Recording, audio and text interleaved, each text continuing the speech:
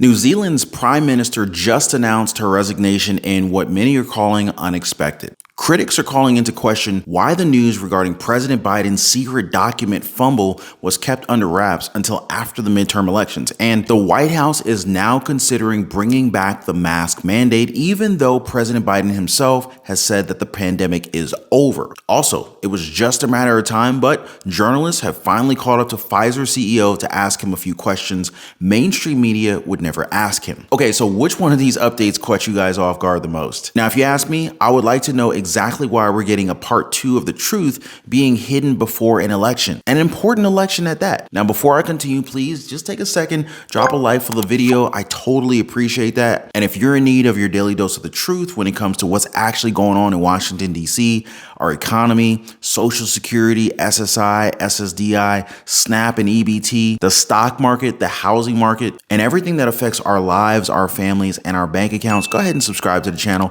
I appreciate that, you guys. Also, if you own a home, make sure your home is protected. Get your free home warranty quote. The link is in the description down below. All right, guys. So I got a video I want to share with you. Is it time to apologise to the world, sir? To give refunds back to the countries that poured all their money into your that doesn't work? That was Rebel News' Ezra Levant and Avi Yamini. They were talking to a very quiet Albert Bourla. Now, I must say, great job in asking questions that need to be answered. I guess the Pfizer CEO wasn't at all ready to see journalists with unplanned questions in Davos, Switzerland. They also asked him how it felt to walk the streets as a wealthy man, making all of this money off of a miracle drug that didn't even stop the transmission of a virus. Now, out of the 29 questions, that's right, he was asked almost 30 questions. He answered none of them and didn't say more than like 3 words. Now, one question piqued my interest though. Are you under investigation like you were before for your deceptive marketing, sir? That's when I put my detective hat on and I found this. Back in 2009, Pfizer was fined and had to pay $2.3 billion for, guess what? False marketing. Kind of like some of the marketing that we were told about the vaccines. But it's funny that these guys are extremely silent when it comes to tough questions. Now you have to remember that these jabs, they were done all over the world. Even kids were given these things. Now with that in mind, how much would they have to pay to make it up? Not just for the American people, but to the entire world. Now here's something that might not make the American public happy. The White House and the Biden administration seem to be discussing mask mandates again. I cannot make this stuff up, y'all. But mostly for when you have to ride a plane. Do you guys think that we should be brought back into the mask era? It reminds me that some people have the weirdest masks, and I think that was pretty much the only fun thing about wearing those things. Now the other thing is if they start with making you wear masks on airplanes, is this just the start of more to come? Now thinking back a few years ago, New Zealand was supposedly a beacon of hope that the virus could be dropped down to zero, with many praising their leadership. Fast forward to 2023 and Prime Minister Jacinda Ardern shockingly resigns. And so today I'm announcing that I will not be seeking re-election and that my term as Prime Minister will conclude no later than the 7th of February. This has been the most fulfilling 5.5 years of my life. I am leaving because with such a privileged role comes responsibility. The responsibility to know when you are the right person to lead and also when you are not. I know what this job takes, and I know that I no longer have enough in the tank to do it justice.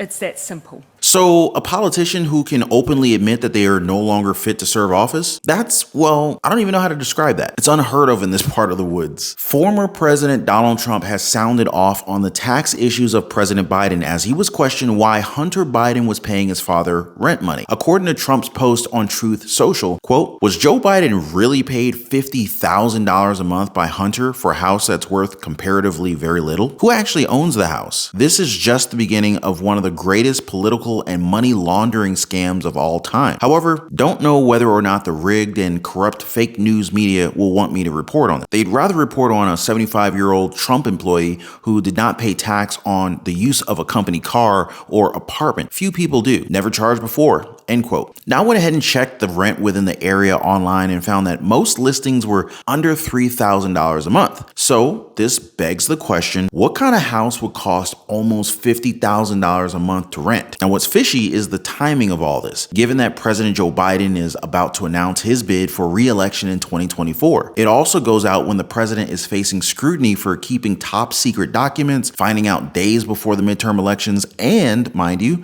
keeping everything under wraps for months. Man, if I had a home, I don't know if I'd be charging my kid 50 grand a month. Sounds a little excessive, but that's just me. I charge him rent, but it wouldn't be priced more than 10 times the average in my area, that's for sure. I'm not trying to profit off my kid. But what if that rent money wasn't actually rent? Makes you wonder, doesn't it? I just realized that the president would be the worst guy to handle house flipping, as he'd sell these homes that are worth a couple $100,000 for millions of dollars. But then again, actually he'd be making a killing. Never mind. But now let's talk about the situation in Eastern Europe where the battle in the Ukraine continues to rage on. In a rare speech, Russian President Vladimir Putin explained his invasion and its origin. По сути, полномасштабные военные действия на Донбассе с 2014 года не прекращались с применением тяжелой техники, артиллерии, танков и авиации.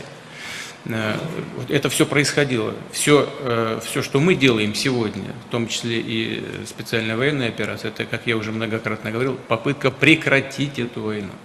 Вот в чем смысл нашей операции. И защитить людей, наших людей, которые там на этих территориях проживают. Мы долго терпели, долго пытались договориться. Как сейчас выясняется, нас просто водили за нос, обманывали. Ну, не в первый раз такое с нами происходит и случается. Тем не менее, мы сделали все возможное для того, чтобы урегулировать эту ситуацию мирными средствами.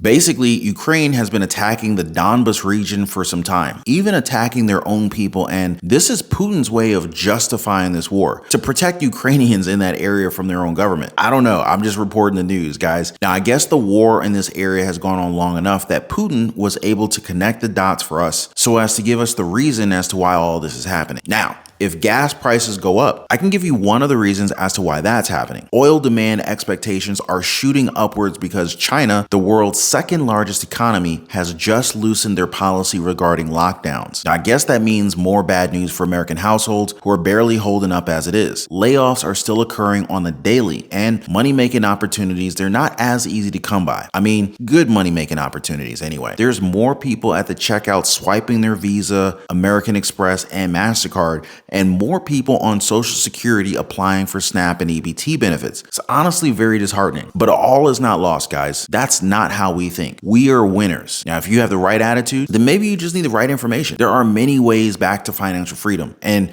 if I were to teach you guys, I'd start with budgeting. Cash flow is so important. In fact, it's so important that, we would also discuss how to develop multiple streams of income by creating side hustles, small businesses, and even online businesses. We can even deep dive into investments, stock market, real estate, you name it. In fact, I was just in the Florida housing market. Boy, do I have a lot to share with you guys. But if you'd like to learn more, feel free to join us over in the Patreon community where we talk about side hustles, investing, starting small businesses, even for the first time. There is a link in the description down below if you want to join us there. But before I go, please don't forget to drop a thumbs up button for the video. Also subscribe for your daily dose of the truth. Appreciate you guys watching. Y'all be safe. I'll see you in the next one.